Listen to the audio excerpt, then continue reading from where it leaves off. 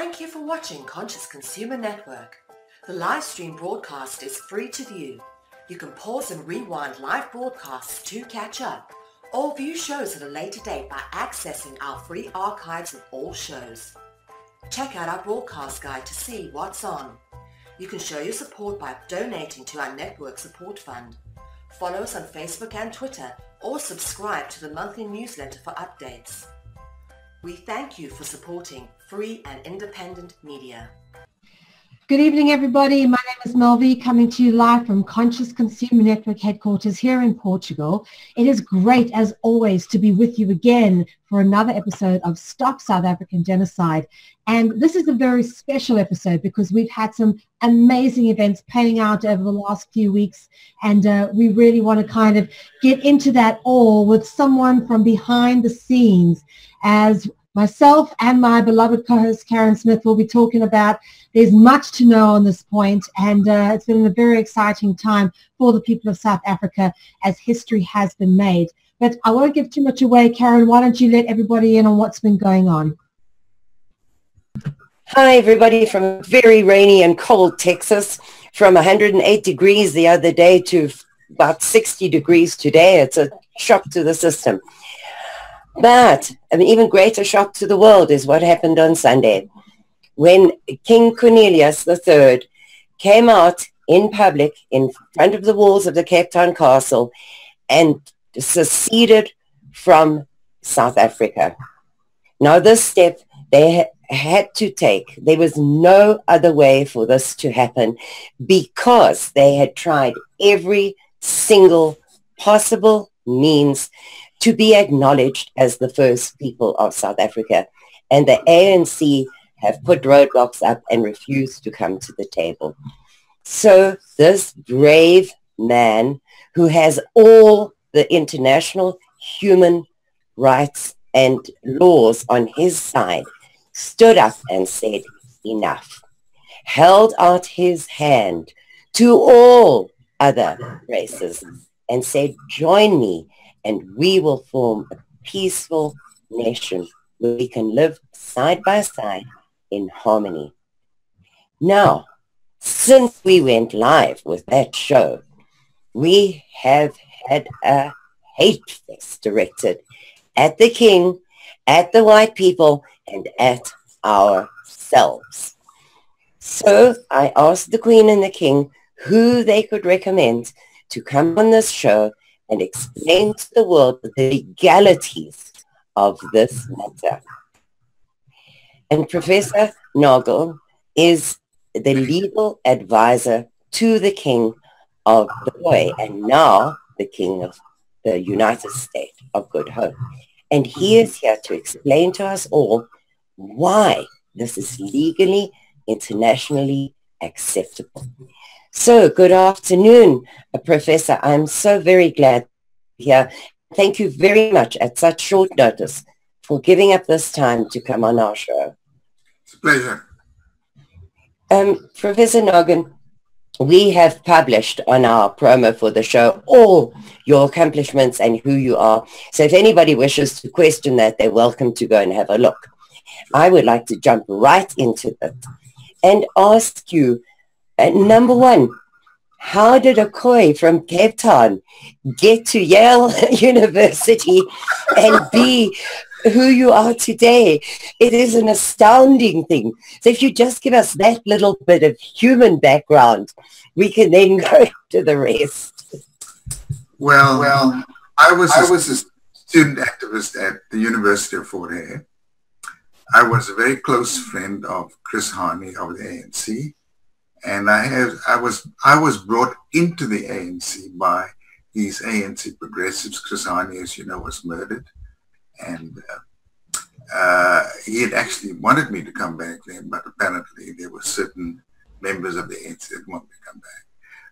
Essentially, my exit was a consequence of I was the guy that wrote up all the atrocities that the special branch were doing to the students at Fort Hare. And that's why they respected me. And one of the issues that did come up was so many students were thrown in jail just before they were getting their degrees. And then there was a question, is there anything we can do for them? And then the second thing was the notion of finding a means by which they could possibly complete their degrees, and that led to us organizing a prison education scheme. So when I got into exile, I raised the funds to launch the prison education scheme. Although the government wouldn't allow them to finish their degrees through London University, it had to be done through the University of South Africa. In addition to that, of course, I had written up many of the atrocities committed by the special branch, torture, beating up of people, lectures, and so on. But I wrote under a nom de plume because the editor of the Evening Post, a man by the name of John Sutherland, had been a friend of my father. So I could submit my reports with a secret name to him, and then all the stuff would be published with headlines. So the special branch were desperate to know who the bastard was that was fingering him, you see. So they were getting close to getting to me, and one night at about 4 or 5 o'clock in the morning, one of the students came to my room. He'd been absolutely beaten up by the special branch, and then he said to me, "Winston, I just want you to know I didn't tell them anything, and they don't know shit." So I was able to get a scholarship to go to Oxford, but I still had to escape from South Africa, and that's what I did. That's another story. But I managed to get out, got to England, started the prison education scheme for political prisoners. We decided we wouldn't only have it for students, but for any political prisoner who wanted to take a correspondence degree, even if it was through UNISA. And then we also launched a campaign to have the British universities generate scholarships for South African refugee students that escaped. And so I continued that, but I heard that apparently Mbeki was very displeased with the success of these programs because they didn't initiate it. I never thought that I needed to get anyone's permission to do so. I thought, you do this because a decent thing to do. Yeah. So I got a scholarship to come to the States, and where I continued my training after Oxford. And Dennis Brutus, who was a very distinguished Khoi poet and intellectual, joined me. And he and I organized this campaign with the Olympic Games to get racism out of the Olympics, and in particular we focused on having Rhodesia expelled from the Olympics, you see, which we succeeded in doing. And then we worked from there. I was often called to testify before the UN on various aspects of apartheid and so on. And I was put onto the board of the International Defence League Fund for Southern Africa. And then subsequently I was elected onto the board of Amnesty International, and I became the chairman of the board of Amnesty International for the US. I was apparently talented enough to be made president of the Institute for the Policy Sciences at Yale. And I wrote quite a bit. In fact, I just published a major book on human rights about 6 months ago. And but apparently, after the changeover, when the ANC came into power, any position that came up in which the UN wanted me to apply, we usually found that the South African ANC would block me from the appointment. And the UN wanted to know what the problem was, neither did I, so they brought me up there one day, and they introduced me to the South African ambassador. And he came over and said, "Oh, Winston, we know everything about you. Anything you want, you can have." Yeah. That was the last thing I heard from them. Yeah. So apparently there was some problem there. And then 2 or 3 years ago, I heard from a colleague of mine in Oxford that apparently Mr. Mbeki had a black list of exiles that he did not want to return to South Africa. And apparently I was number 2 on his blacklist, you see. So, so that really shocked me. But you know, and then I had purchased a house in Cape Town. Thinking I might retire there, but then when we went over there, someone tried to run my wife over the road twice. And so I thought, you know, they can hate me, but they can't go after my wife. That's not. So I just sold up and I got rid of everything. Then subsequently I had an occasion to meet His Majesty. And we were discussing, and then I had some suggestions. Now, part of this didn't come out of my South African experience. I had, in the meanwhile, served as the abogado defensor of the Shwa nation of the Amazon in Ecuador. And the Shwa are also a First Nation. They've been in that part of the world for 5,000 years. And they were being cheated out of their land. They were being cheated out of their knowledge of traditional medicines and plants. These big companies were stealing their stuff and then converting it into medicines that they sell for a fortune, and the Shwa got nothing. So I looked into the situation of their land rights. I filed a petition before the American Commission, claiming all that land to be theirs, you see, which made me an enemy of the government of Ecuador. And then I did work on a petition for their plant and intellectual property rights. I gave it to a colleague of mine who knew some people I have in the U.S. government, and the word came back that if my wife and I filed that petition, the mega pharmaceuticals would ruin both of us. You see. Well, I'm not a rich man, so I couldn't afford to destroy the life of my wife and kids. So I still have the petition. I've just submitted it somewhere else to be published as an academic petition. So when I spoke to the king, I noted that there was quite a similarity in the nature, what happened to their land rights, why don't they have, isn't there any way that they can assert title to it? Why has the government stopped inquiries into land rights at 1913 when ensuring that the court would have nothing to rely on in law because the law blocks them from having their claims to land equity being reviewed. So I thought, you know, there's something here. And then the king's wife was an expert in traditional court medicines, and there are some. So we talked about that, and we began to be interested. And then I as I kept up with the Shwa nation, I checked out to see what the Ecuadorian government had been doing internationally. And they voted for all these decisions of the UN for the protection of First Nation rights.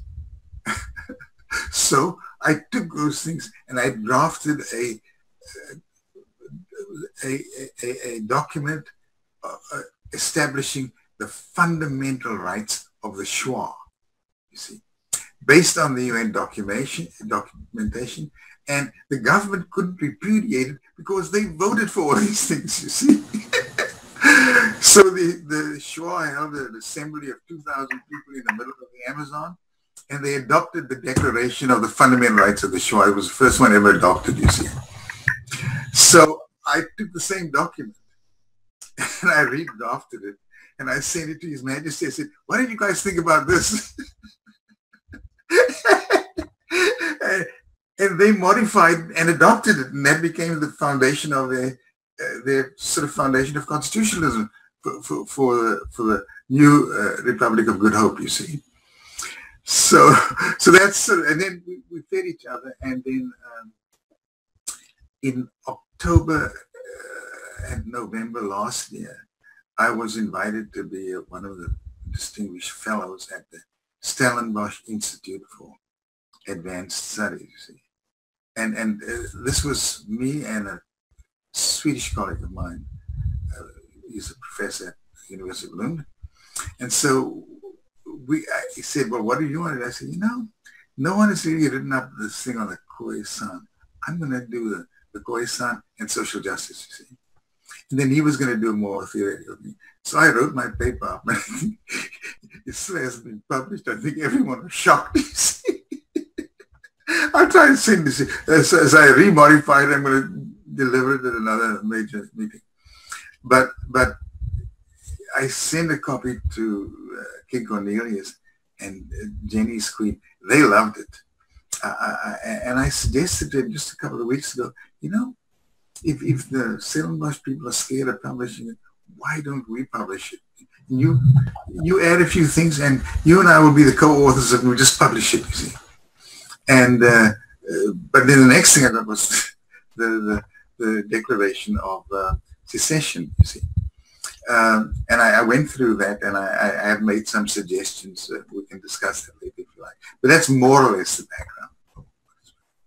My goodness. So you have been an activist against apartheid. It must be very strange to you to now, under the new dispensation, under the ANC government, do you still have to be an activist? I mean, it's one of those great ironies, you know. I fought so hard for these guys. I was driven into exile, never saw my family again, and the lack of well, the problem was that Becky took over the intelligence stuff, and he collected the special branch files of those exiles that he thought if they came back would have an elevated status, you see. And so I don't know who, but I know Dennis Brutus, who was the most famous anti-apartheid activist, his file is missing. So I asked Dalla Omar, Dalla, you know, you don't need to worry about me. Get my file, man. It'll tell you everything you need to know. Dalla said, no, Becky took those files. Wow.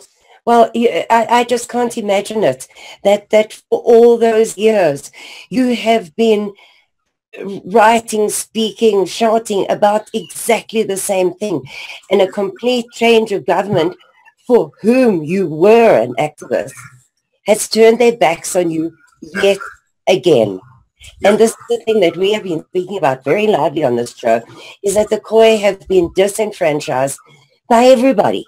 Yeah. By everybody. And I'm also disenfranchised in this sense, as you can see. So, but it hasn't bothered me because I've always, I always felt from my youth that I'm not just a parochial. I'm really a person of. You have to have a certain universal empathy with others.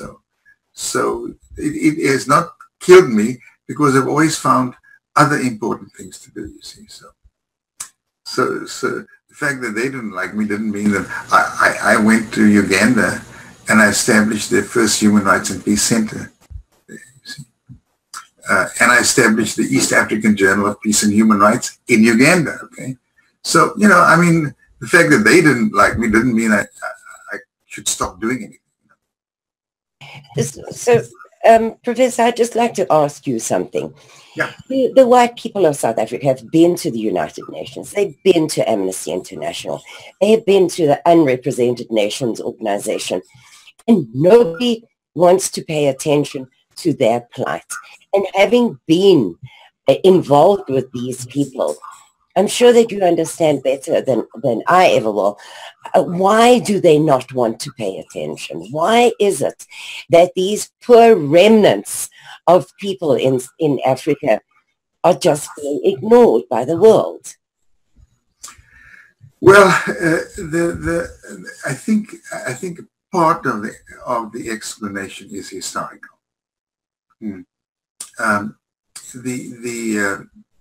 The initial, I think, contacts between the Khoi and the Khoisan and the white settlers and Reback, disclosed one of the strengths and weaknesses of the Khoisan. The strengths is that they're actually very smart people. That's their strength. And their weakness is their smartness, you see. So now you got, when the Reback's crowd came in, they needed meat, whatever. They wanted to give a few trinkets to get the livestock of the Khoi. And the Khoi said, oh, man, these guys are a bunch of crooks. So why should we have anything to do with them, you see? And that led the company then to steal land and give it to these guys too. But once they felt they could just unilaterally take land, then it became anyone who, with a gun or whatever, could go ahead and take land. So they began to take the land of the Khoi and the Khoisan. And the Khoi in turn said, well, if they're taking our land, we'll take their cows and sheep. And that led to how dare they take our land and our sheep from the land we stole from them. And that resulted in two things. One, the company sanctioned genocide. Okay? Any Khoi that you saw, man, woman, you've got a right to shoot them. And that meant that the Khoi had to move as far as they could, and that meant these people could physically take their land and stuff. And then the others, by taking the land also, in traditional societies, land is not a commodity. It's not a thing that you buy and sell. You know, it's an aspect of the society. It's the basis of a society. You can't exist without it. And once you take that basis of existence away, then people are left destitute. And huge numbers of the Khoi were first taken into servitude, and then servitude was converted into slavery, you see. And although the history doesn't distill this adequately, there were more than 100 years worth of intermittent warfare. I mean, they didn't give up. So if you like, the toughest and longest and most consequential resistance to the plundering of the white settlers was from the Khoi. You see?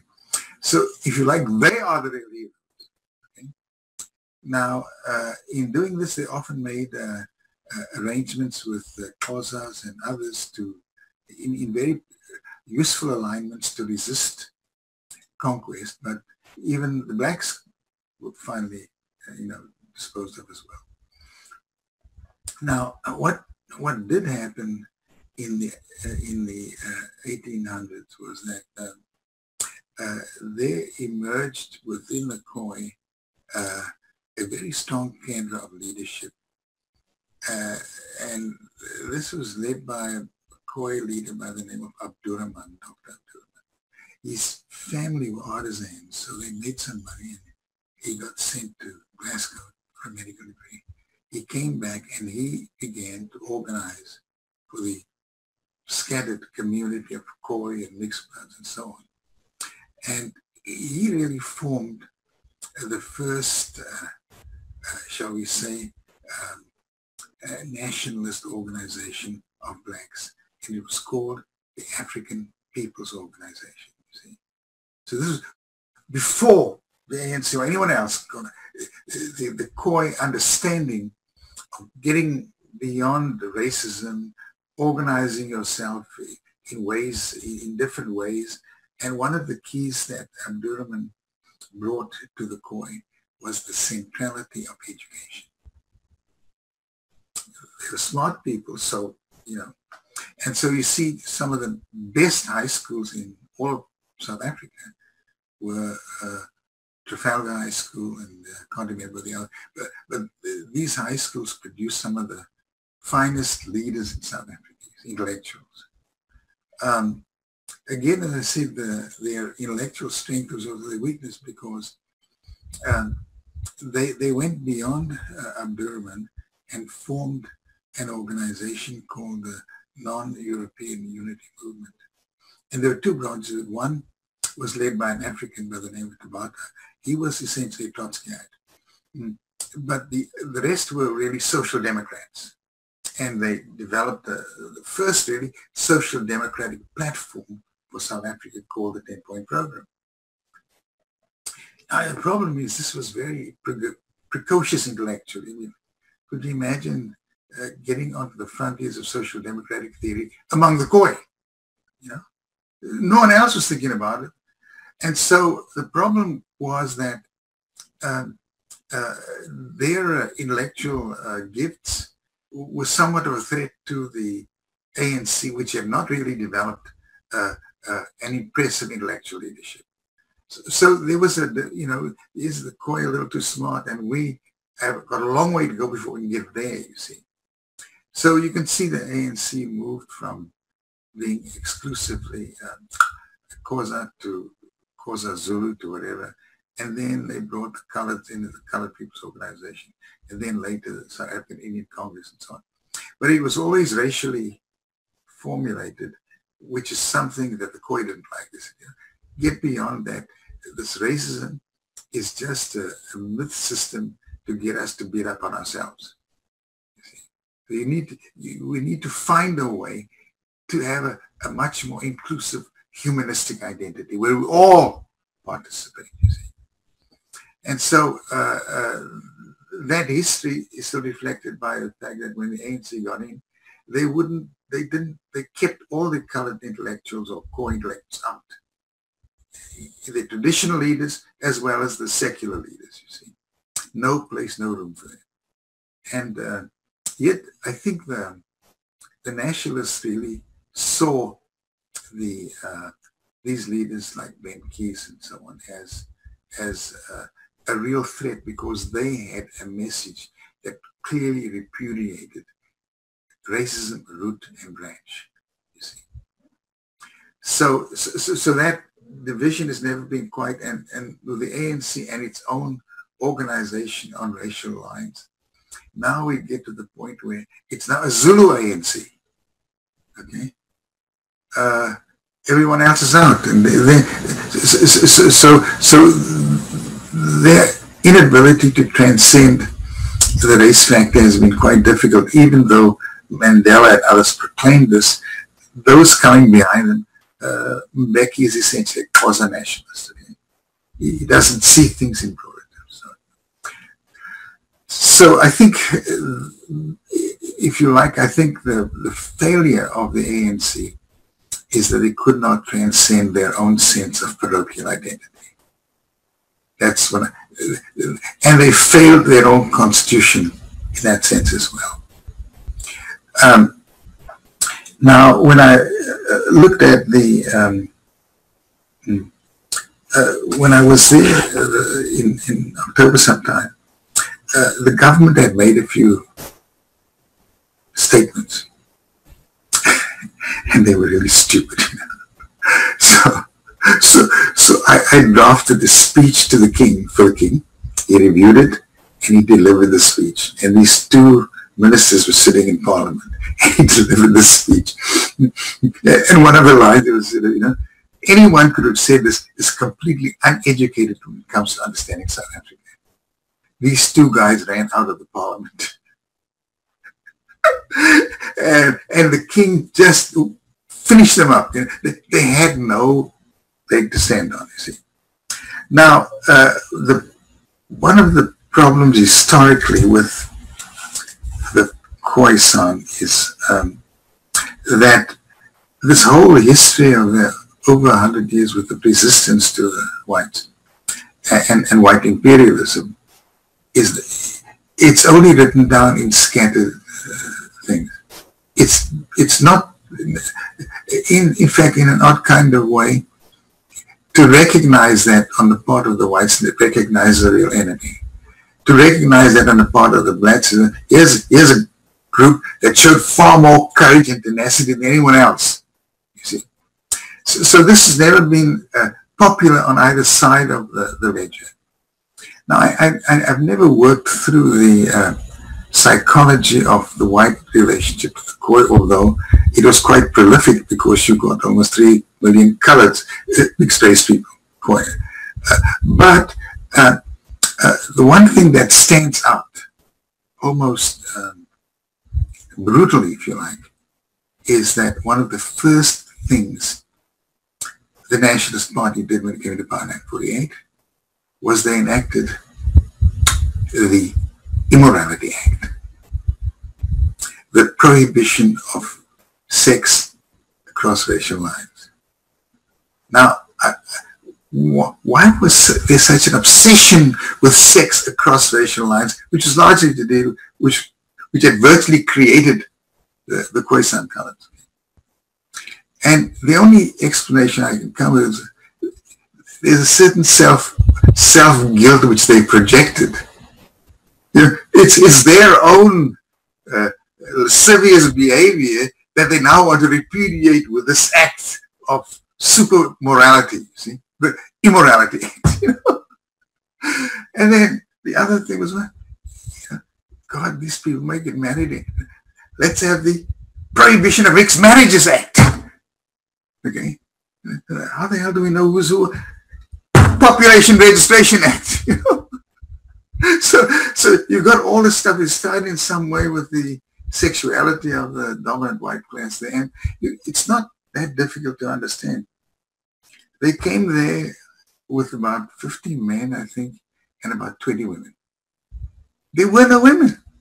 The only women they could have were the Khoi women, you know, which they then took and produced children who served as servants for them and so on, you see. So there's a certain odd measure of guilt, Calvinism, Christianity, sexuality that seems to be tied up in this. And then from the prohibition of mixed marriages, immorality, and then you go up to, oh, well, we need a Group Areas Act, and we get this rather rigid and brutal, oh, we can't have colored girls and boys sitting with whites, and we've got to have colored education, white education, Xhosa education, and then you have this whole ethnic mythology spinning out in somewhat brutal fashion because it's enforced by a police state and by police brutality. But surely then, Professor, in 1994, you expected that all of that sort of thing would end. That's correct. And not to be fighting the same battle again for another 22 years. And it was the shock when I began to see this. First of all, the level of social justice and social development, which would be of some benefit to the most discriminated against and the most historically suffering people in Southern Africa, they're out. They don't exist. There is no such thing as a, you know, and so there was even a struggle just to figure out whether their language rights could be in some modest degree respected. So then I began to say, well, I mean, why are they so, it's not just self-interest, there's something more politically implicated in a political implicated in this kind of thing. And it became more and more as the Khoi began to demand a stake in their land rights and asserting their lives being taken away. And of course, being so close to the white community, they suffered the most from things like job reservation and all the other levels of discriminatory prejudice that were meant to suppress and to keep down people. Okay? And so, but then the ANC comes in and refuses to respond to this at all. They came in with a promise of self-determination and a measure of allocated independence for all. And they just ignored it. They ignored their own liberation credo. And in fact, they substituted their liberation credo with a credo of corruption and greed and theft and government by kleptocracy, you see. So they not only repudiated Mandela and all the other Kathrada and all the other founding heroes of the ANC, they even repudiated themselves, you see. So, how can you be led by people that repudiate and deny the very ideals for which liberation was fought? And for which you fought valiantly. In which you all fought valiantly. Yes, yes, absolutely. And which the role of the Khoi was fantastic in the liberation struggle. There's another question I would like to ask you, because it is huge on social media right now. Especially from one political party in South Africa. By what right does King Cornelius III claim to be king of the Khoi? This is a huge question all over social media right now. Now, I know people, I've told them, directed them to go and do their homework and to find out that he's been around for a very long time, but the question still remains. And so if you could just explain that, please. Well, he has the documentation to trace his birthright through blood, okay? But of course, the organization of authority and control amongst the Khoisan was not royalty in the monarchical authoritarian European sense. Okay? The monarch drew his authority from the people, and he understood that he governs and guides with the guidance of the people. Okay, and that's what he's done. All right, the royal mantle gives him the historical authority, but his contemporary authority is the support of his people, and the fact that he stands for values of equality, freedom, and universal dignity that are the heart and soul of the history of the Khoisan. Thank you for that, because these are questions that we're being bombarded with from every corner, and I'm unable to answer them. So thank you very much for that. And I'm sure Mel has been itching to jump in. She's got a million questions for you. I hope I can manage him. Thanks, Karin. All right, so let's get started. Of course, people are kind of going, right, so he has seceded and created this state, which was always traditionally Khoisan territory. What do you expect to see being the reaction from the current African National Congress government? And do you anticipate that there's going to be any kind of, I don't know, violence or retribution for this? Well, it's very difficult to predict with Zuma because it's not so clear that he has any understanding of the principle of authority within the framework of political culture.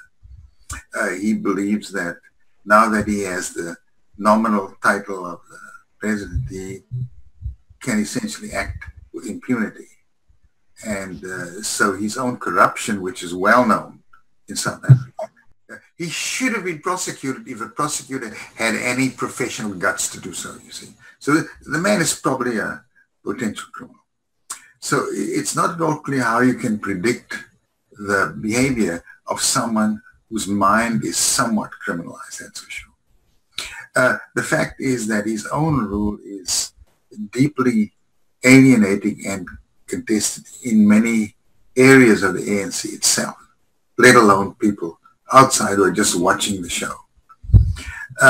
So I suspect that if they were to attempt some form of violence or retribution, I think there will be a big reaction to that. And I think they know that, and they could not resist it. I think if there were a reaction to it, they would be completely anarchically destroying themselves. So I think it's far too great a risk for them to risk a sort of violent type of opportunism.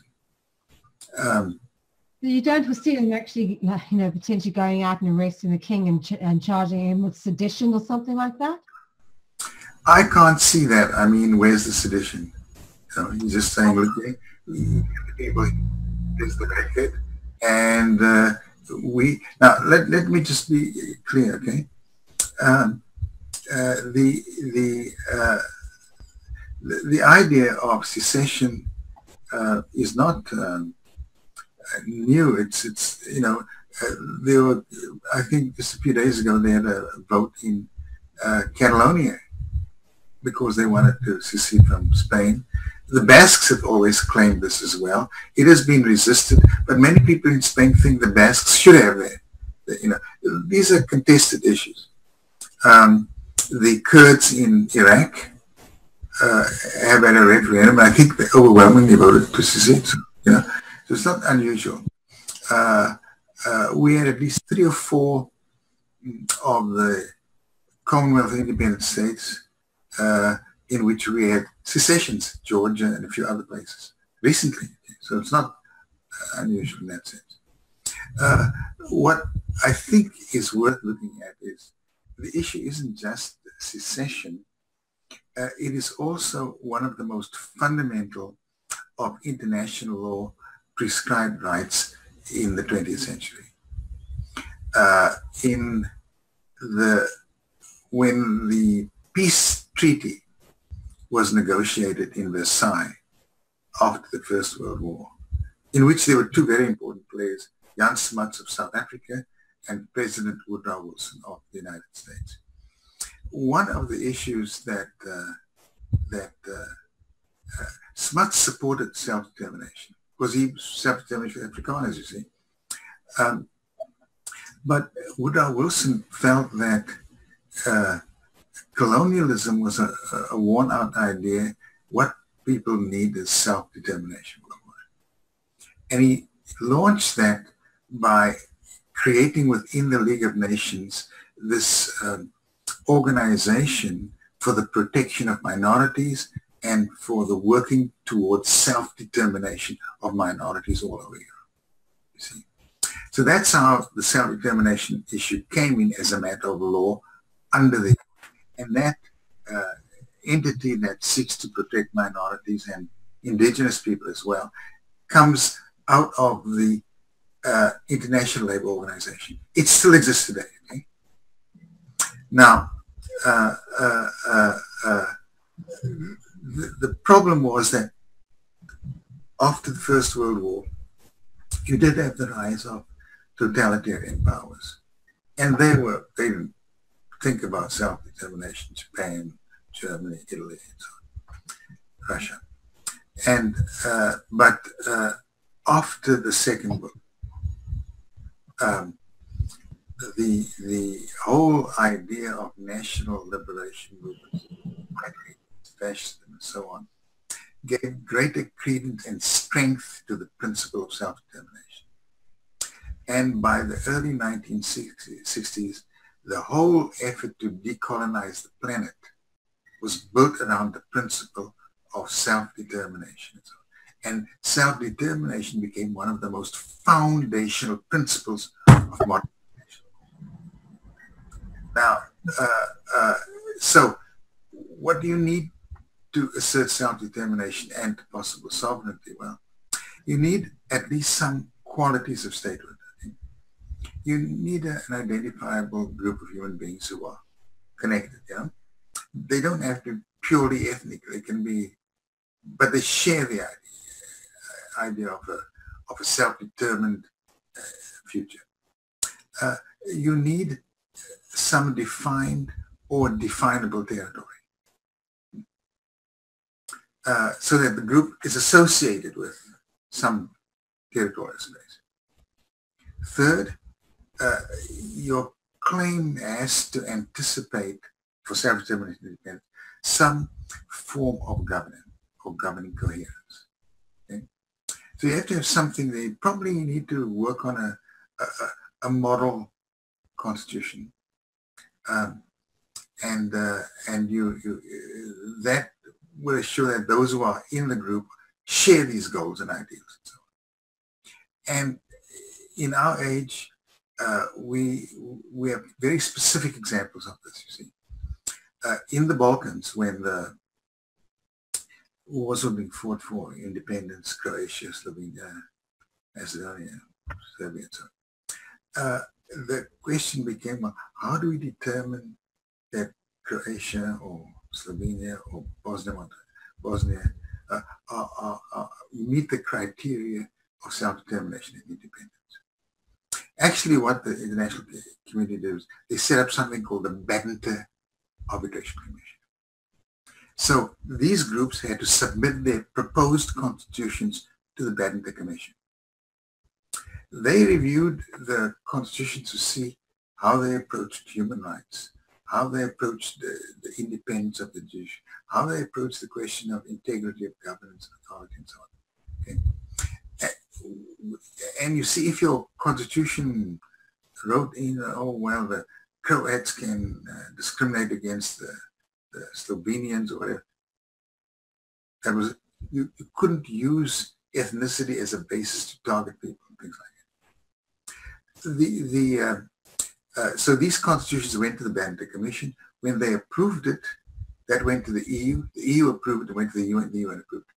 That's how most of them got on that route from self-determination to self-determined sovereign independence. And then finally, your entity has to have some capacity to manage and conduct foreign relations in a responsible manner. Now, what that means essentially is that the UN system is still committed to peace.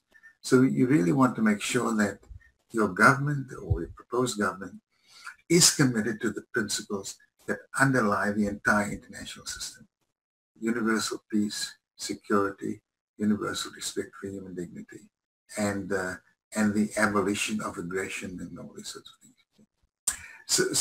So you have to show some of those elements. In other words, if you're asking for self-determination and recognition of independence, someone said, you have to show that you're committed to some of those goals. You see? That you're opposed to racism, you're up for social justice and social progress and so on and so on. So those are the basic things that are implicit. It's not just a matter of secession, it's also a matter of consolidation, projection, and anticipation, you see.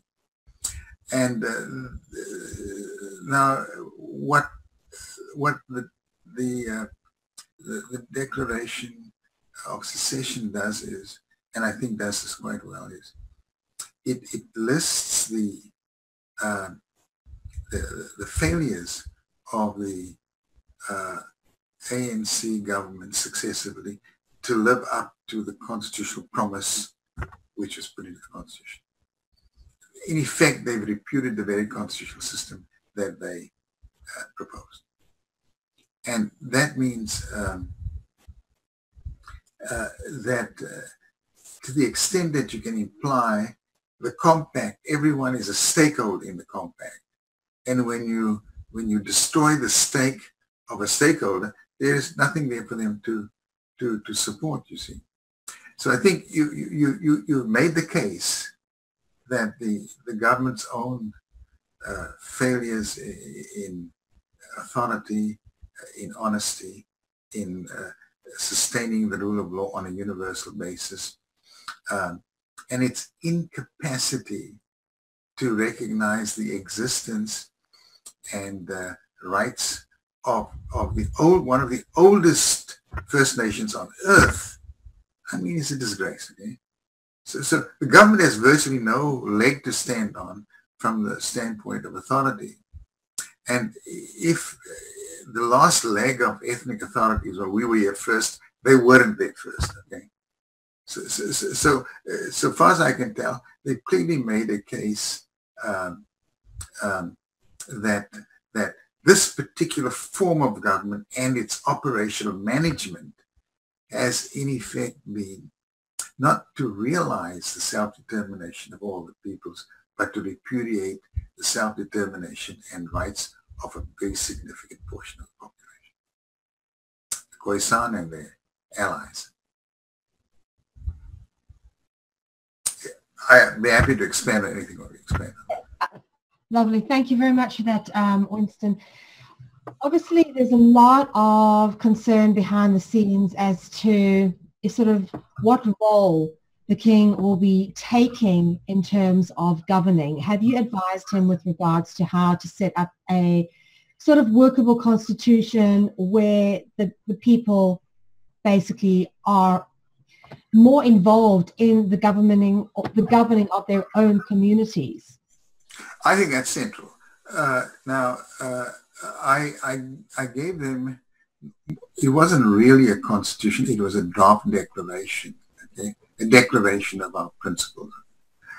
And that would have to be somewhat more clearly defined. This is not magical. I mean, you've got to, all constitutions have some architecture of governance. You have an executive, you have to define the powers of the executive, the limits of the powers of the executive. You've got to have the legislature, you define the scope and reach of legislative powers. And then there are the administrative powers, and then finally there are judicial powers. And those judicial powers, in a sense, difficult though it is, it extends to the management of justice, the enforcement of the law, the role of the prosecutors and so on. And much of this, there's been a failure, I think, in the administration of justice in South Africa anyway. But what clearly he would have to do is he would have to have at least a shadow cabinet in which portfolios will be filled at a given time. He would obviously take suggestions as to who should fill in those portfolios, but for example, one of the most important portfolios would clearly be just from an economic point of view, the Minister of Finance. So, I mean, he'd have to figure out, but I think you'd want to have someone extremely experienced in the management of commerce, trade, and financial institutions. And then you'd have to bring in people trainable under that leadership. But then, the core foundation of that has got to be complete honesty, complete transparency, and complete accountability. Then you need to strengthen, probably the heart of your system will be an independent judiciary. And I think if you looked at the independent minded, there are many brilliant guys who could become independent judges and who are incorruptible and so on. So I think he could probably organize the framework of a court system, or Supreme Court and lower courts, and of course with the Western Cape being a part of the and Eastern Cape. There are already many good judges. I served on the Cape High Court, so I can assure you that there are many good judges who I think could be filling in.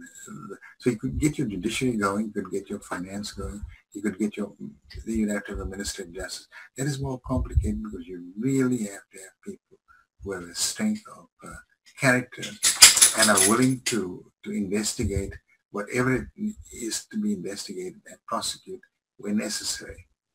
And then you'd have to look at other portfolios. Probably one of the important ones would be, there's a large rural segment of the Khoisan, so you probably have to have a very progressive and enlightened agricultural and food ministry. But this is not the biggest. We can easily, once you get some core good leadership there, then, and technology today is a marvelous thing. So it's not as though if you're trying to rearrange agriculture, it's going to take 20 years. I mean, there's technology now, and you can train ordinary people to do all kinds of stuff to speed that up. So I think that you'd have to have those shadow things going on. And then you probably have to, with this in mind, work up with more specificity and detail that I gave them, your Constitution, your Bill of Rights, and so on. And to ensure that the judiciary and the Ministry of Justice has the full power to enforce all the rights in the Constitution equally and without any affinity to any particular special interest.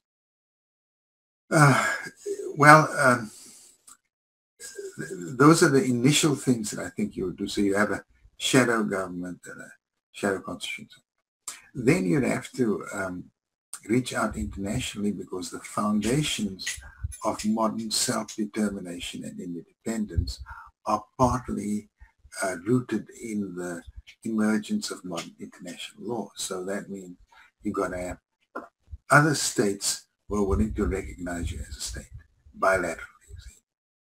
And I'm sure that there are enough states that we can come up with in Southern Africa, in other parts of Africa, and Eastern Europe, probably Northern Europe and so on, possibly even in Latin America and so on, where we could get bilateral recognition. You don't need universal, but you need enough states to say, yeah, we recognize you. You've got territory, you've got population. You look like you've got a government, you've got a constitution that's acceptable and so on. And from that, then you have to develop your ministry, if you like, of foreign affairs.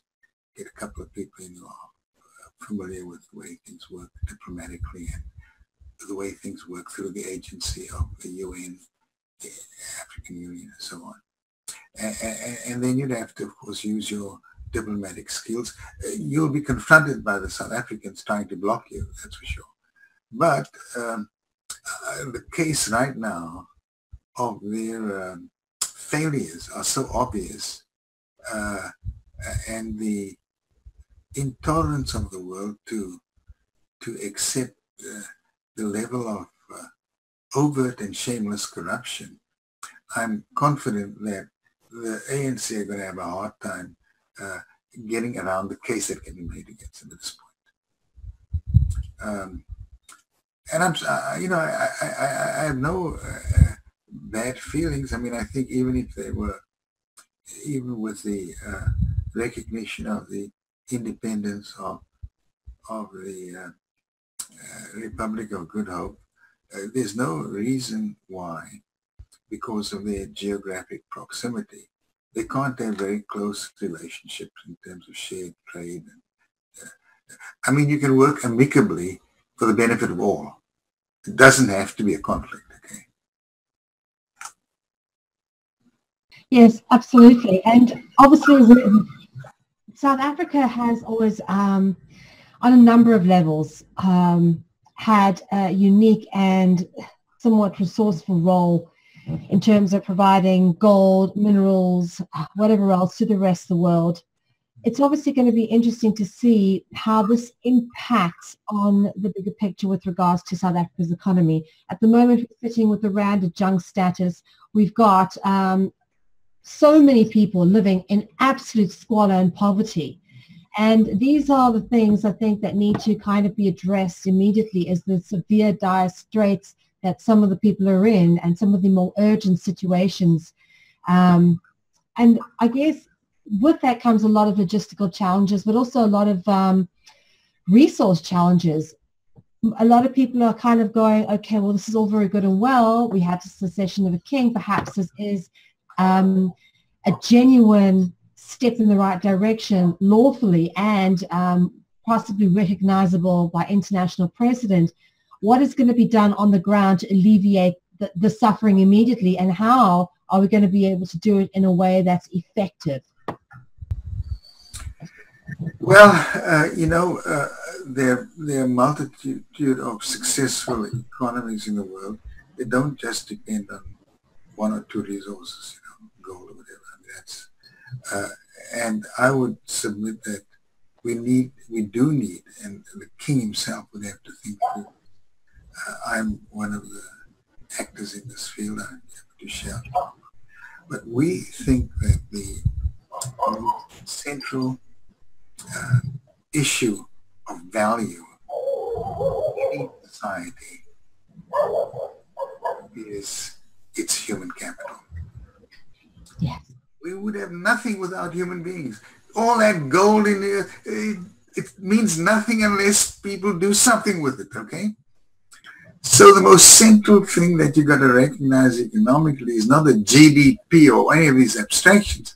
You got to recognize, where does the wealth of a society come from? And it comes from human capital.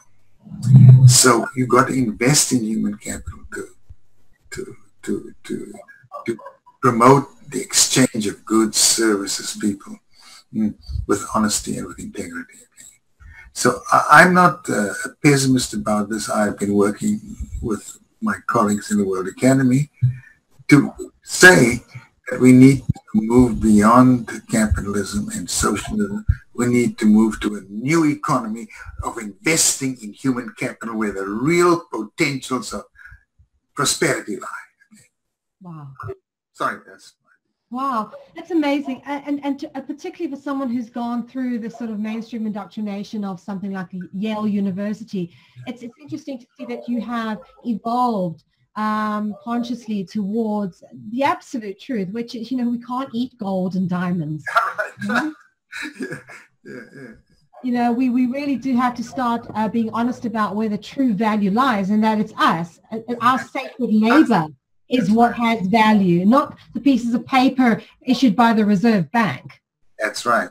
And so when we realize that everything that has projected the amazing achievements in our time is a function of human beings and human capital and the amount we invest in education and so on. But I am a firm believer that amongst the I think, I may be wrong, but I'm prejudiced here, but amongst I've been able to work with the Afrikaner elites and with the Khoisan in particular, and these are some of the most amazing people in the world, okay? They have energy, they have drive, they have initiative, but they have no opportunity. So if we open up those doors, prosperity, I think, will be immensely achievable in a short time. Okay? Yes, absolutely. And also when we start really, a lot of the problem with South Africa as well is that we're still paying back huge amounts of money in supposed imposed national debt from institutions such as the IMF, World Bank. You say you're part of an organization of scholars. How do they perceive or suggest that we get past this imposed debt that, just makes the problem worse and worse and worse? No one gets any better except a few at the very top. I haven't looked at this for years now, but one of the aspects of the debt at the time was the borrowing done by the apartheid government to impose apartheid.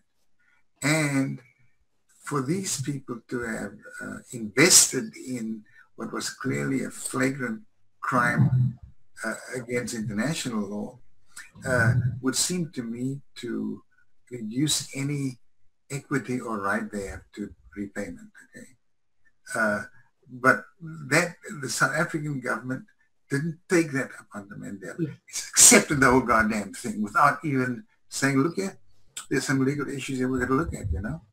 Maybe they owe us for losses we've taken over these years. So that, you raised some interesting questions, and but even the bank itself is undergoing change now.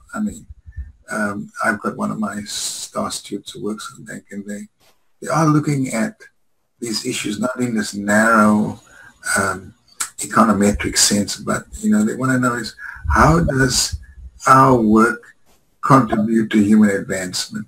How does it help the media in different societies? How does it promote the values that make a society successful in the long run? But this is not a discourse that has been fully resolved internationally. It's still a contested domain. There's no question about it. We are, and one of the things that my organization has tried to do is the World Academy isn't rooted in any particular state sovereignty. So we don't have a sovereign agenda to promote. We are trying to promote a global agenda that recognizes the interdependence and the indetermination. And the way forward is by cooperation and by kind of stuff, peace.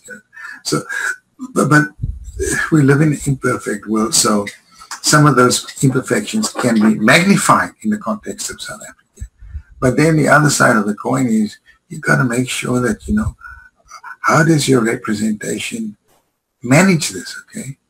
And rightly or wrongly, when you have wrongs like this, you need competent lawyers with guts to get up and say, hey, you don't have a legal right, yes, so, if you want, we'll take you to the International Court of Justice to test this, you see. But South Africa didn't do any of these things. It just wanted to get in bed with the big guys, a lot of dough, and, lending money, which they can then use for corrupt purposes, don't even pay it back.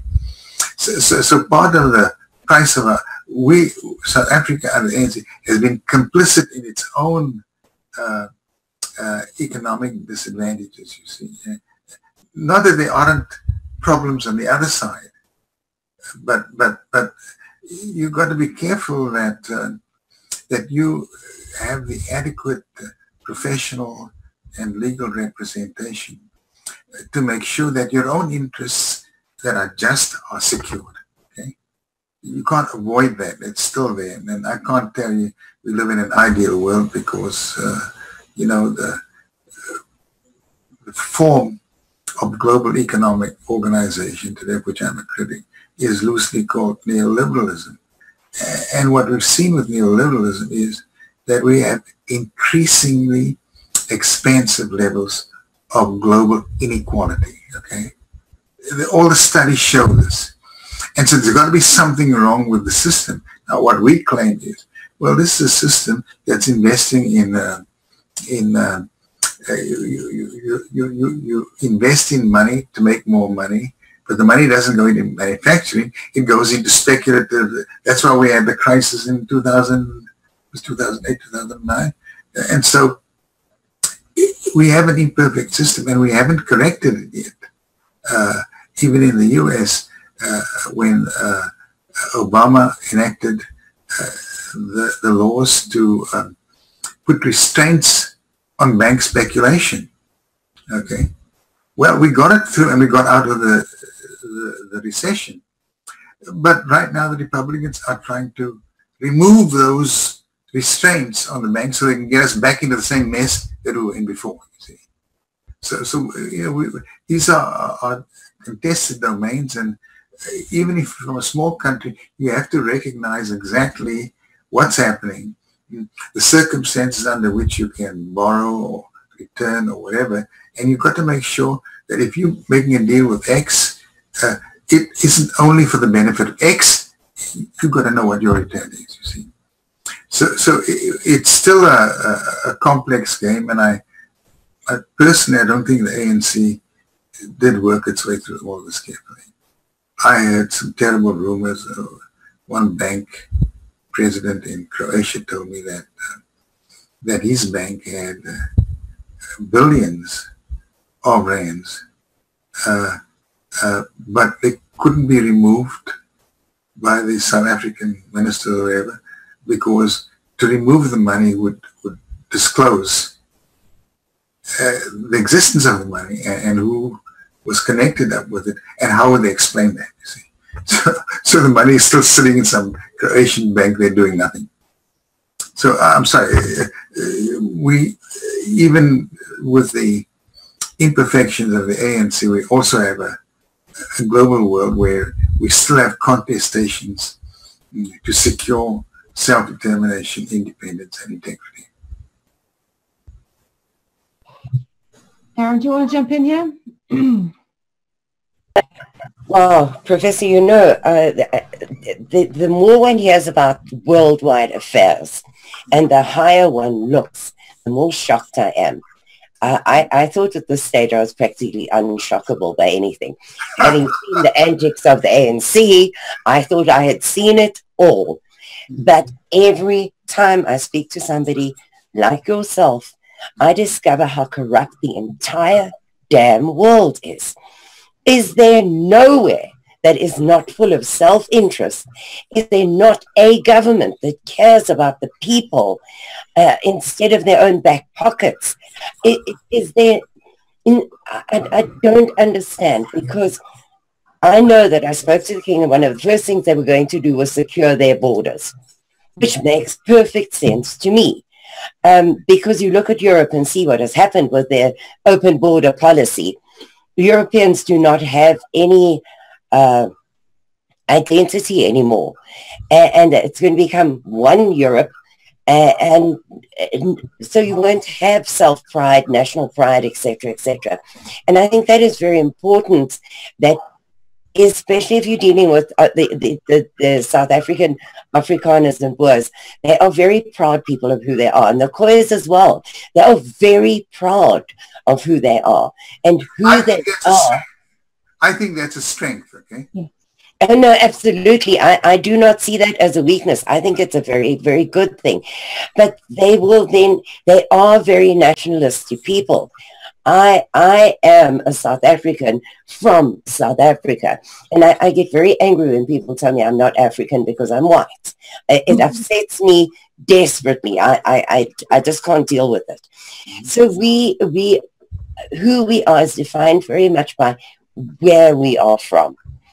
So the whole closed borders, nationalistic thing, I personally don't subscribe to the New World Order. I don't subscribe to Obama's picture of Melon. I might differ on it, but I really don't. I think one has to have a sense of your history, a sense of belonging, a sense of what group you belong to. Not necessarily, I don't mean color, but I mean not ethnicity, but your culture.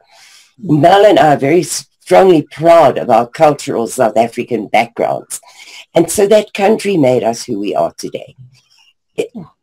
I feel that you're extremely correct in what you're saying about the ANC. The ANC didn't think this through. They're interested in their back pockets. But from what you said, the entire world is like that. So how do we then make sure, or at least as best we can, that the United States of Good Hope is a transparent, upfront, humanistic government, rather than the Zuma type of government where you have 700 crimes behind you that were swept under the carpet?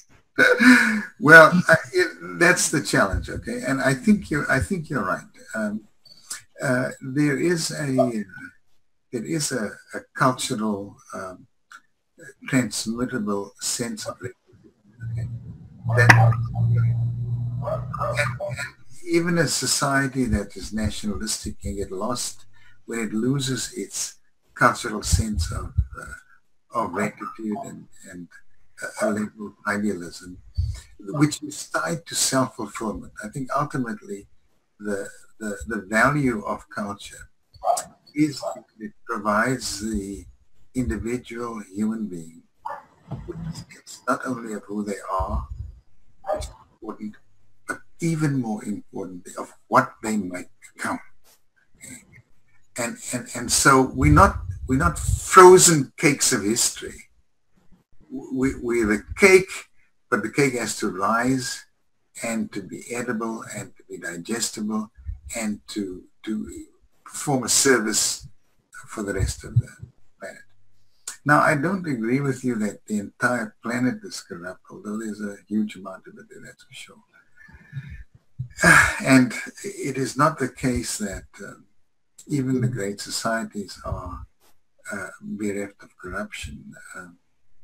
But it's one of those great challenges for mankind that we confront. And, well, sometimes you have to confront it at global level, sometimes at the continental level, but sometimes at the national and local level where I think it's most effective. Because it is the case that you have come through a culture, in part, you've probably been involved in a complex struggle yourself to make sure that you have a sense of who you are and why you're worthwhile being who you are, okay? And we are all ultimately stuck with that existential challenge. Unfortunately, people give up too soon, have come through culture with little empathy, little kindness, absence of generosity.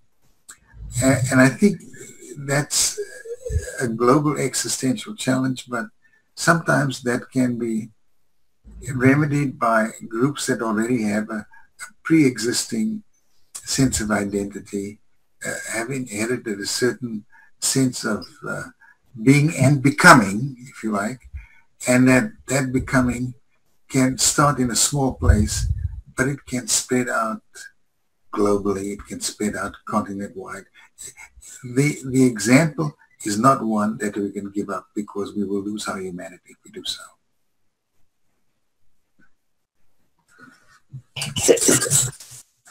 The other question that we have been asked a lot, and it's been very difficult for us because we were sworn to secrecy and we're still at this point only allowed to give out so much information and maintain so much. It's very difficult for us to be the media face of this without talking about it. So the power sharing, it has been extremely difficult to do. But what people are asking, I think it's a very valid concern, is how will the power sharing work? The treaty was based on power sharing. Now, as you yourself have said, the South African Constitution was based on that too. The entire referendum in 92 was based on power sharing, and yet it never happened. From day one, it never happened for any of us, unless you were the majority group there. So how is it going to work here? Because I think that is a very big concern of both groups of people. I think we haven't understood precisely why the Constitution hasn't worked. In my opinion, the succession from Mandela to Mbeki would have gone through Chris Hani. And Chris Hani was a real Democrat. Okay, he was left, but he was open and so forth. But Mbeki was schooled in the USSR, and he was a prime example of the Stalinistic mentality.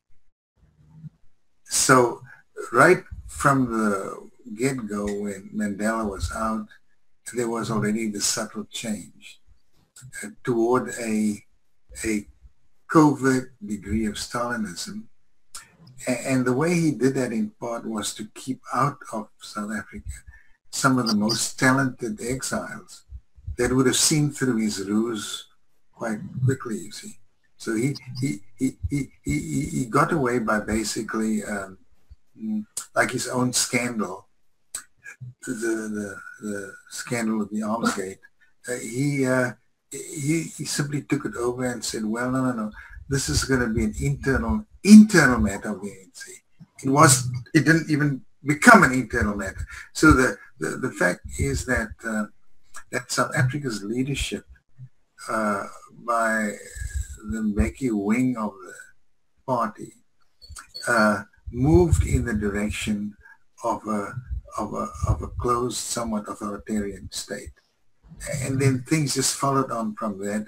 But people never quite fully realized it, because part of Mbeki's authoritarianism was to basically dole out favors to his pals and to make a lot of rich guys who he thought would be his, like oligarchs in Russia, back in Putin. And So I think that is a challenge. I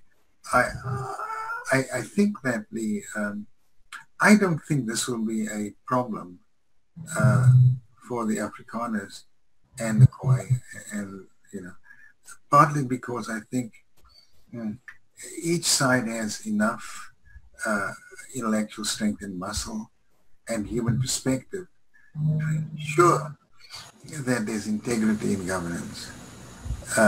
Now you can secure that by strengthening the Ministry of Justice, strengthening the development of NGOs in terms of public responsibility and accountability. And so, and I actually drafted the proposal when the ANC was drafting the Constitution. I had recommended in a speech to the ANC that South Africa should consider the development of a right to human development as a constitutional right in the Constitution, you see. And they were all laughing and jeering, and and I remember it was Kara Asma or somebody said, who the hell has heard of a human right to development, And then I said, does the ANC oppose a human right to development? Because if you do, you're the only goddamn national liberation movement that I know of that opposes a human right to development, you see. So then somebody came to my room that night and asked me to draft the proposal and justify it. And it was a guy named Fikile Bam. He said, I'll join you in that. So I drafted and gave it to Fikile. He looked it over. We sent it into them. We never heard from them again. Although somebody from the University of the Western Cape published my article in a book that she wrote.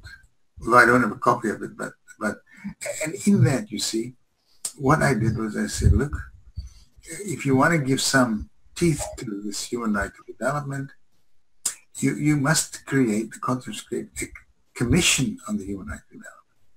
Okay, and that commission should have one level of it is going to look at social empowerment. Another is going to look at legal representation for the most disadvantaged. They can assert their rights. And I went through a list of things that you could do to empower people and to keep the government honest. Maybe that's why they didn't want to hear about the human right to develop.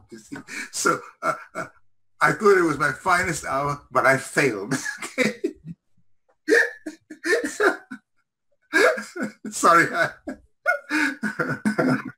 Can I ask some questions with regards to the restructuring of the current infrastructure, resources, obviously that would have to be redistributed, entire workforces that I think would have to be repurposed. For example, hopefully one of the things that would happen once we kind of alleviate poverty is there'll be alleviation of crime, petty theft, things like that. But also there needs to be a readdressing, I suppose, public posts such as teachers, nurses, and police officers, or I would prefer to call them peacekeepers, because in an ideal world we shouldn't really need to be police. We should be self-responsible. What comes with the King's proposal is actually an entire conscious movement, not just a succession, but a conscious movement of the entire populace of South Africa towards a more peaceful, free, fair, just, sustainable existence. And I think that's what needs to be recognized here. Okay, you're right. And you've stated the thing in better language than I could. But what I saw here was that the biggest obstacle to human development is the lack of empowerment. You don't go anywhere if you're just stuck at the bottom, So this means you need to look at the way ordinary people can be empowered in the workplace, in the schools, and so on. And even students have to be taught the responsibilities. If you're empowered, how do I exercise the empowerment that I have, okay? But the most crime comes from the alienated who are disempowered most of the time, okay? So that's why, you have to have a willingness to get people to go out and vote, okay? To get people to participate in the system and so on. And when they have reasonable demands, you can't have people blocking them, whether they be in business or government or whatever. There's got to be a way of managing those reasonable demands, because human needs are human needs no matter what you say, okay? They are universal. I can list them if you want me to, give it some thought. But that's, so I don't think it's a mystery, but every government, most governments, now that we're in power, well, the idea of empowering the riff-raff out there, my God, is, people get scared of that, okay? Because that means now we've got to be more accountable. Now we've got to be more transparent. Now we've got to be more responsible. And no one wants to be responsible, accountable, and transparent. People, even the best of governments try to resist this.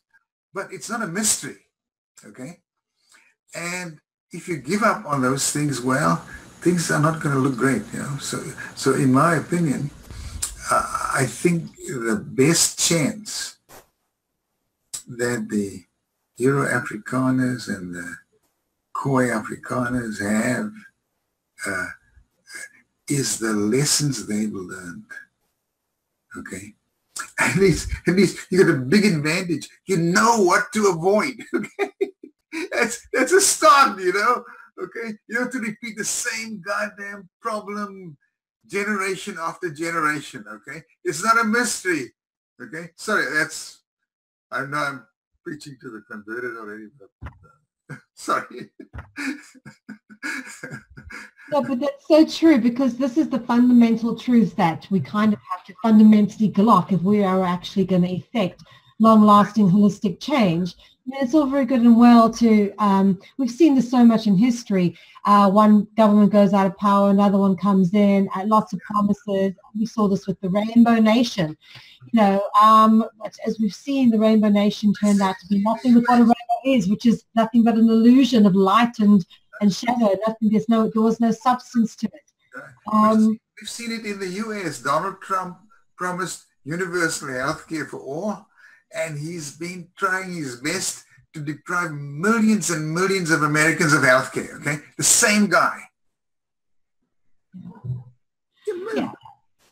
Sorry, No, this is it. Is that unfortunately we're faced with a worldwide culture of global government corruption, where the corporatocratic interests are put above the interests and best and well-being of the population, to the point where people are, being genocided through consumerism, more or less.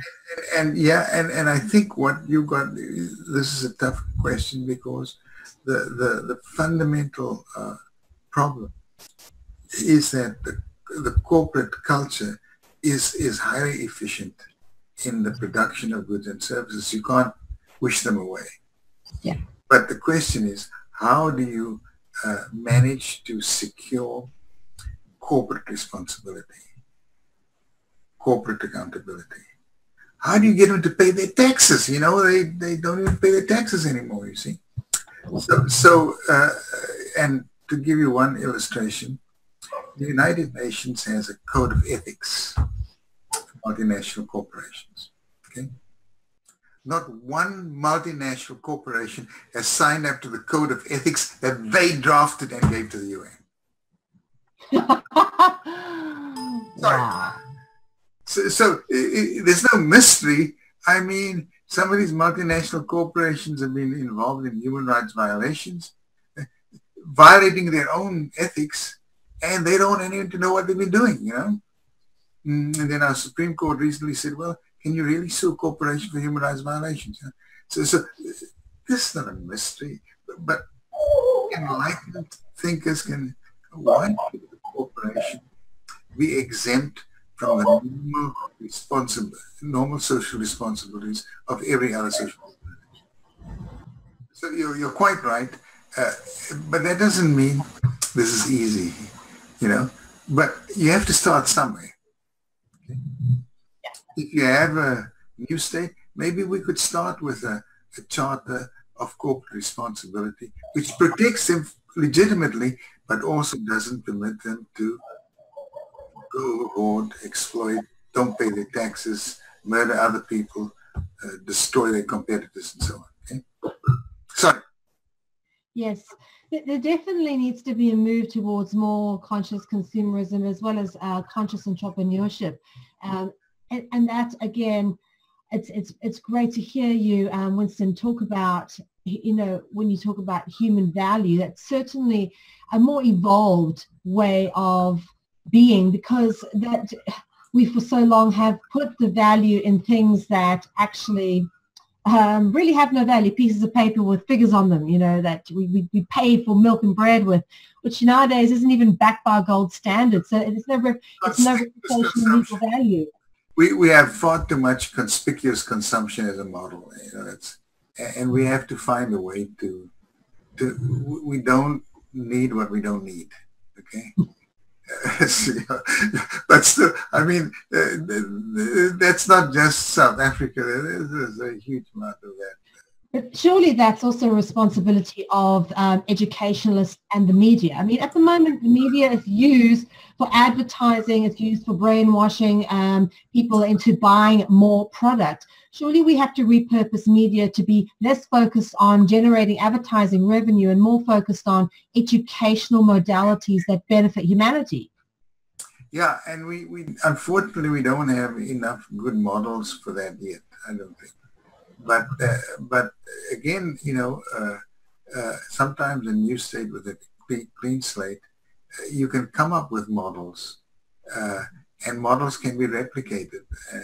Models often serve as prototypes, and we forget how important a prototype is for the expansion of human benefit and human consciousness, you see. But I mean, you know, you're tackling some of the tough problems. The media is, of course, one of them, that's for sure. I don't doubt and don't deny that. That's absolutely for sure. Yeah, well, we would love to speak to King Cornelius and give him some advice on how to go about setting up a completely ethical and independent media world within the new United States of Good Hope, because you know, the way that the media is set up at the moment, really, I feel that it is part of the larger problem, a very big part. And if we want to change the world, we really do have to change the media and the way it is structured, the high volume advertising, and really political control of the media too. I mean, SABC is controlled by the ANC, so you know, you just get one party line. I mean, oh, anyway, we've taken up quite a lot of issues, but I think we can't get too far ahead of the practical game, but we need to think ahead to ensure that we are following a path that is ethically, morally, and in every other, in terms of human needs and human desires, it follows a reasonable path to a reasonable future with a reasonable distribution of goods, services, values, a reasonable distribution of opportunity, freedoms, capability, freedoms, and ultimately the maximized, best thing to do is the maximized value added human capital. Yeah, absolutely. Karin, is there anything you want to say here? I just wanted to say that we have been presented, the world has been presented with a blank slate, and we can make it or break it. And we need to make sure that as South Africa has been the blueprint for the rest of the world for many years now, we need to make sure that the United States of Good Hope is the perfect or as perfect as people can make, because we will never be perfect. But the best example of how a country should be, because then we can really have some pride in what we've done. And we have then learnt from our past mistakes. And that is my hope and prayer for this. And I would like to add one thing. I would like to see the foundations of the new state of the Republic of Good Hope to be founded in the most explicit sense on the treasure of human capital. Yeah, but that is kind of what King Cornelius has said all along. His one of the most important things he feels is the education of the children, so that we are preparing people for a better future, and laying the foundation ourselves to hand them a better future than we were given. So I'm just so very excited about this, because it is an opportunity that doesn't occur in anyone's lifetime. It is a once in a gazillion years opportunity to get it right from the foundations up. Now I'm desperately praying and hoping that we can make this work. Yes, I think that the future of the Republic of Good Hope is a prototype that the whole of Africa would ultimately benefit from, and maybe even the rest of the world. But we have to do it right. It can be done right. And the Khoisan peoples have an immense tradition of commitment to human freedom and dignity. And the Afrikaners had to fight in a terrible imperialistic war against Britain, which sought to secure their genocide.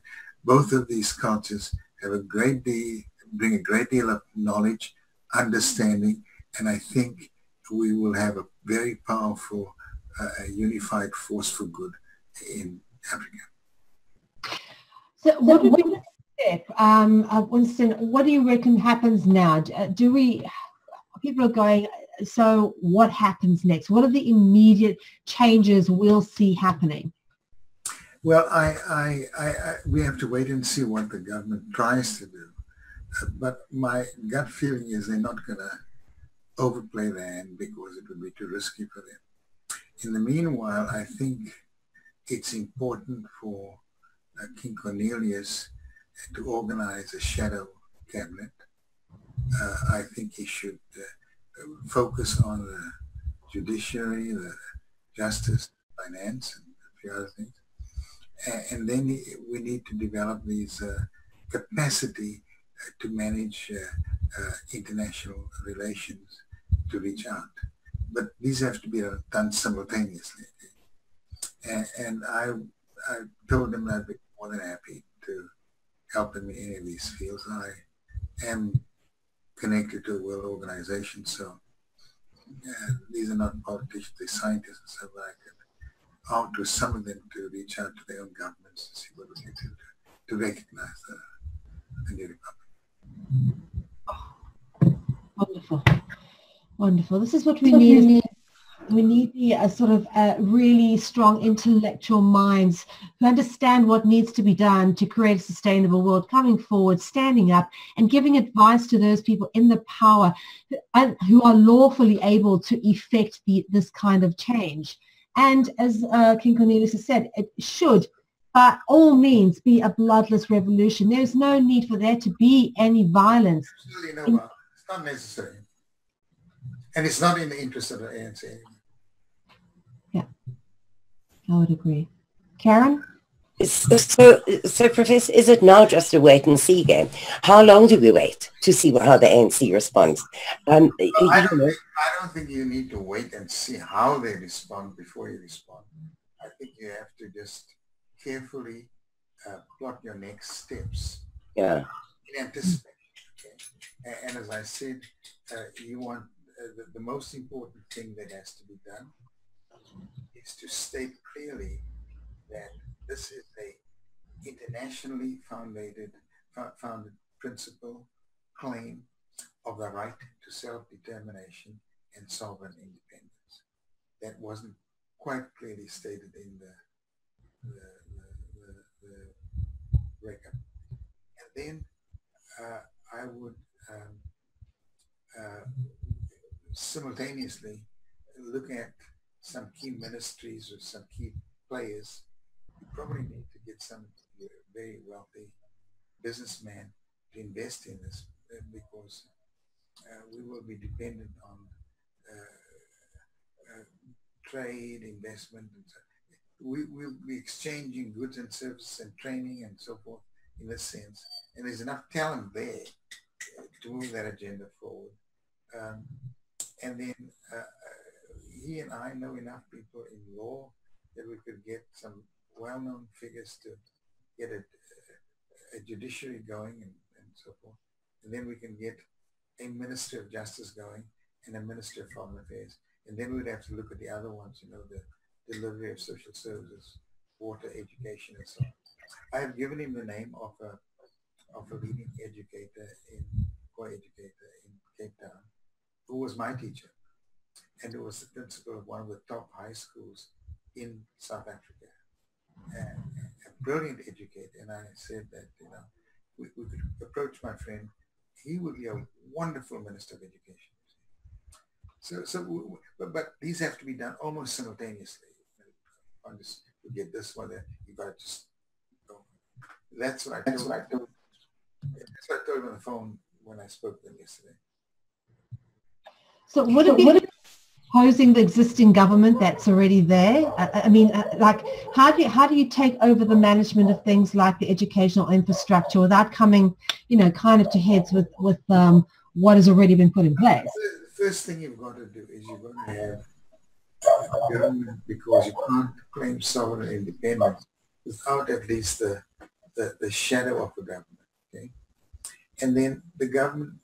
You see, then what you're trying to do right now is to put a structure together to secure the international recognition of statehood, bilaterally first, and then through the African Union and the UN. You know, the UN, it goes to the General Assembly, and from the General Assembly it goes to the Security Council, and they vote it.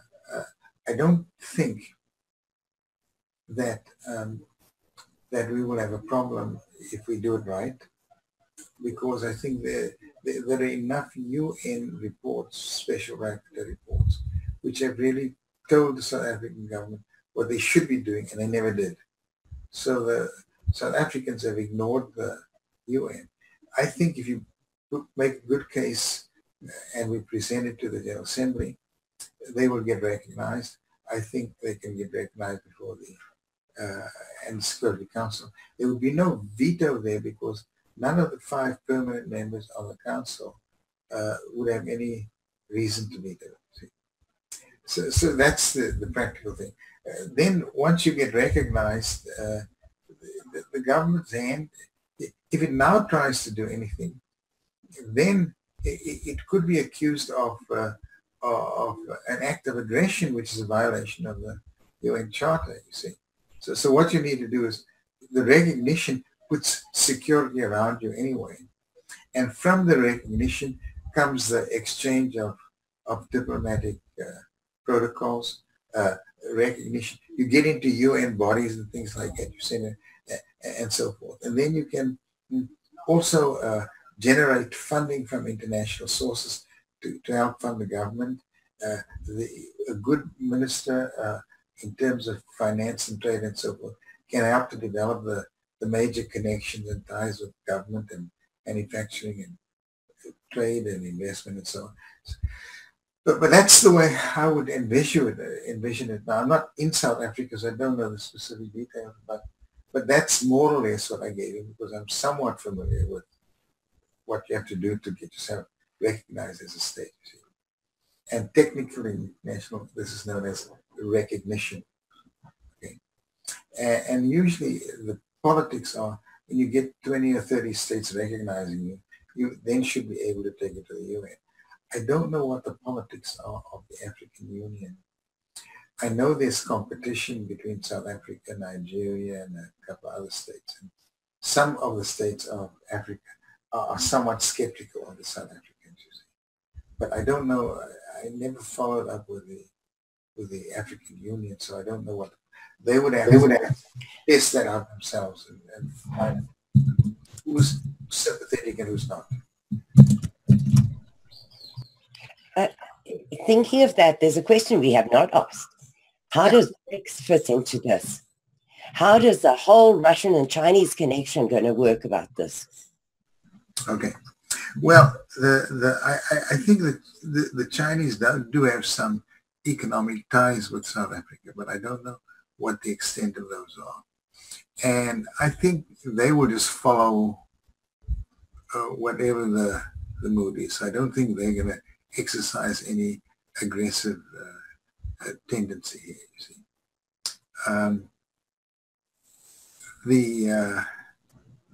The Russians are a bit more complicated because they actually went into several of the states of the Commonwealth of Independent States, and they organized secessions. I think 4 or 5 of them, you see. Now, I haven't followed that, but I don't think the Russians are going to complain about this one when they've been doing it in their own backyard. So I think you might get the Russians and possibly the Chinese as just following on whatever the lead is. I don't think they'll be.